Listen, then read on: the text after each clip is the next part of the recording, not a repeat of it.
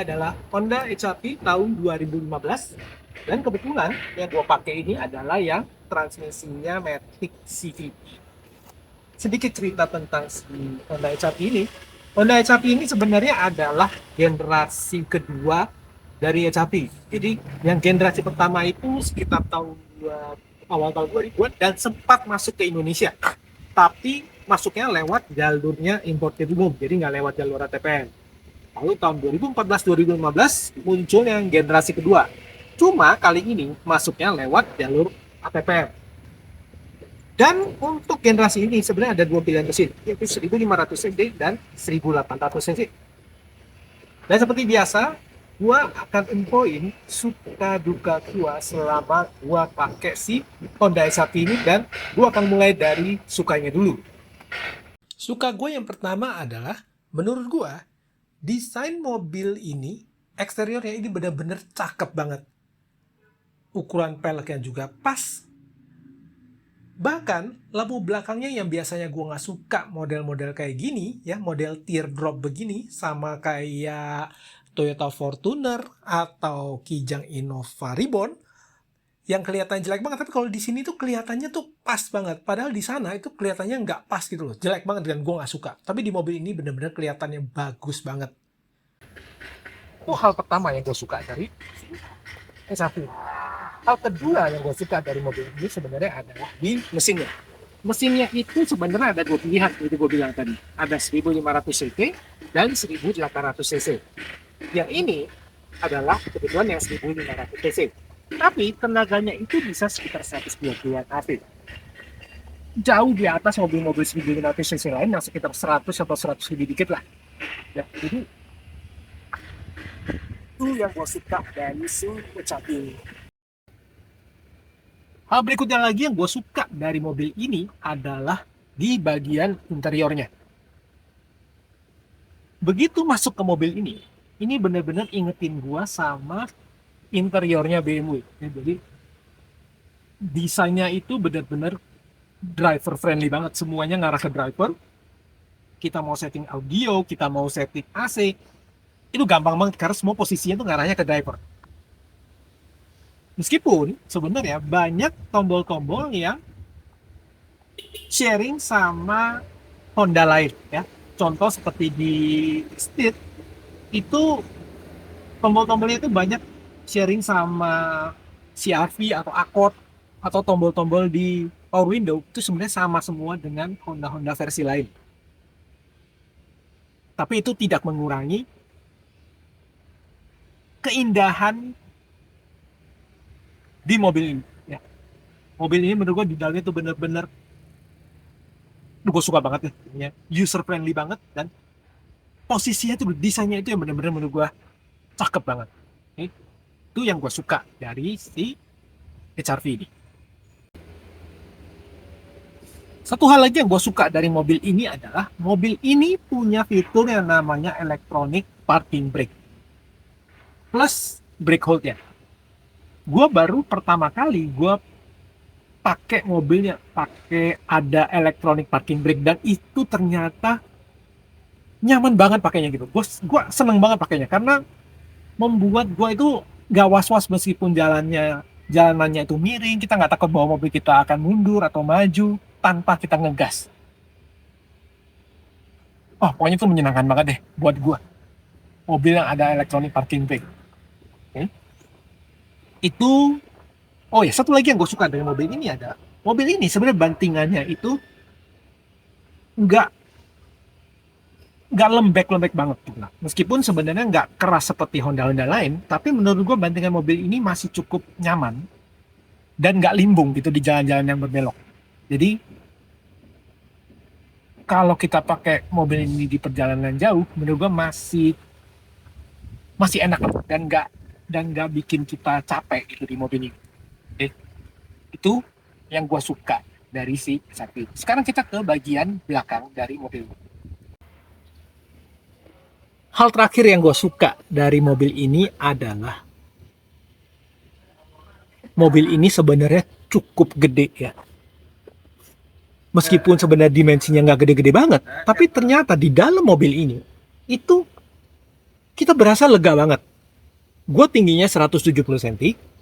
Ini adalah posisi kursi gue, posisi kursi nyetir gue. Jarak antara lutut gue dengan kursi di depan itu masih sekitar 25 cm sampai 30 cm. Ya itu menurut gue masih gede banget gitu menurut gue. Padahal mobil ini panjangnya cuma berapa? Headroom gue itu juga sebenarnya masih cukup oke. Ya masih sekitar 7 sentian lah. Ya sekitar 7 senti antara kepala gue sampai ke plafon. Padahal roofline mobil ini, roofnya mobil ini itu agak modelnya agak turun tuh, sama seperti model-model coupe begitu yang agak landai ke belakang. Tapi di dalam itu nggak berasa. Jadi mobil ini benar-benar menurut gue masih masih nyisain ruang yang cukup lega gitu di bagian belakang mobil ini. Itu adalah hal terakhir yang gue suka. Sekarang ada giliran yang gue nggak suka dari si HR-V ini. Hal pertama yang gue nggak suka dari mobil ini adalah mobil ini,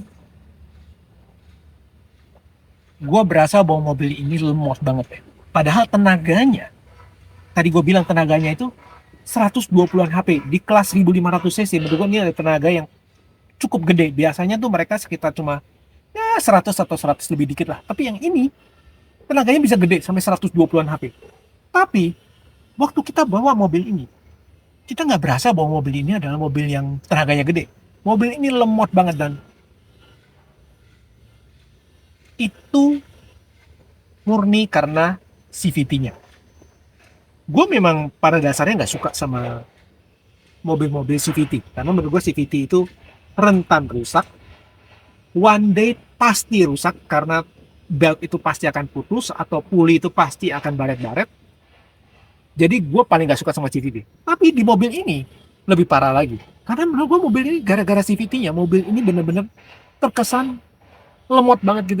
Gak bisa kita ajak nyodok-nyodok. Bahkan kalau kita bandingin sama Toyota Race yang 1000cc 3 silinder turbo, itu kan pakai CVT juga tuh.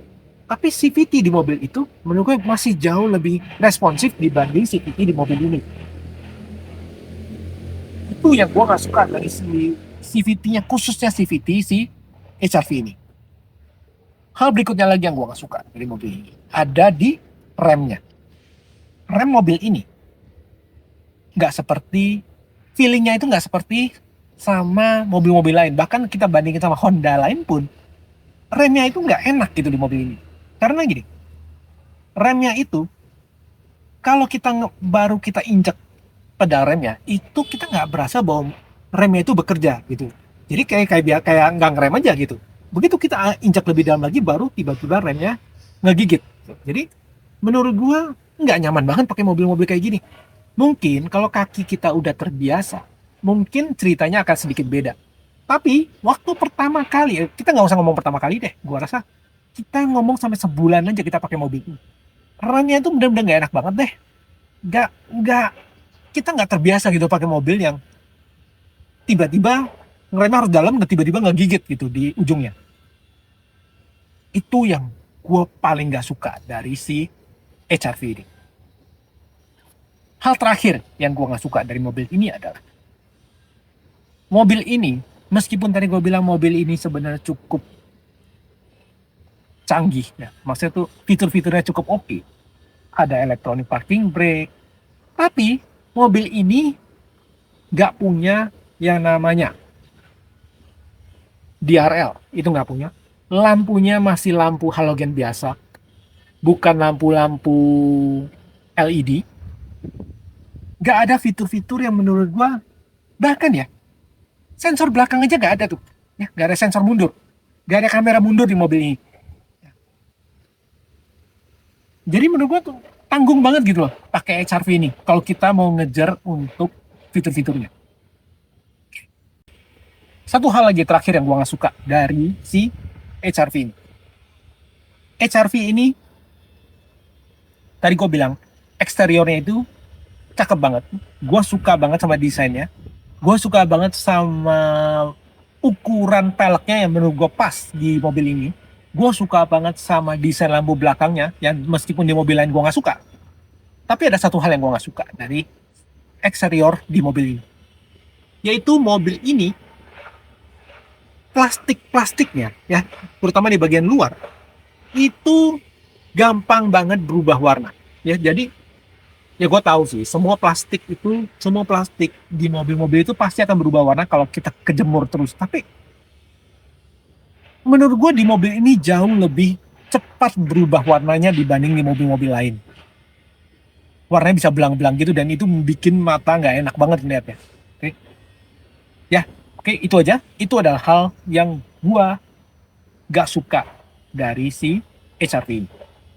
Oh ya, satu hal lagi yang gue gak suka dari si HRV ini adalah mobil ini gak punya yang namanya indikator temperatur mesin. Gue gak habis pikir ya, kenapa ya mau, bahkan untuk kelas HRV aja gak ada lagi sekarang indikator temperatur mesinnya. Gue kira cuma kelas-kelas yang di bawah lah, sekelas Brio gitu segala macam. Tapi ternyata di mobil ini juga nggak ada yang namanya indikator temperatur mesin.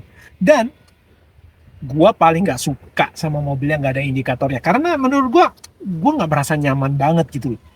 Gue merasa was-was kalau tiba-tiba mobil ini, apalagi mobilnya kan sebenarnya kan sudah cukup berumur ya, sudah sekitar 10 tahunan lebih, 10-11 tahun. Bisa aja kan kebocoran di mana-mana gitu. Nah, kalau ada indikatornya, menurut gua kan itu jauh lebih nyaman di hati gitu. Gak cuma lampu merah yang kalau nyala itu berarti udah overheat, yang menurut gua sudah kebablasan. Tapi sekarang semua mobil begitu sih ya. Oke, itu aja yang gua nggak suka dari si HRV ini. Oke, jadi itu tadi adalah suka duka gua selama gua pakai si HRV ini. Sebenarnya untuk teman-teman yang memang pengen cari mobil-mobil SUV, HRV ini sebenarnya layak dipertimbangkan. Ya, khususnya yang cari SUV untuk 5 seater ya, dan 7 juga. Karena menurut gua mobil ini masih desainnya masih cukup oke. Interiornya juga bagus, lega, dan dengan segala kekurangan yang tadi gue bilang. Oke, so far begitu aja video gua kali ini, dan kita akan ketemu lagi di video gua berikutnya. See you guys.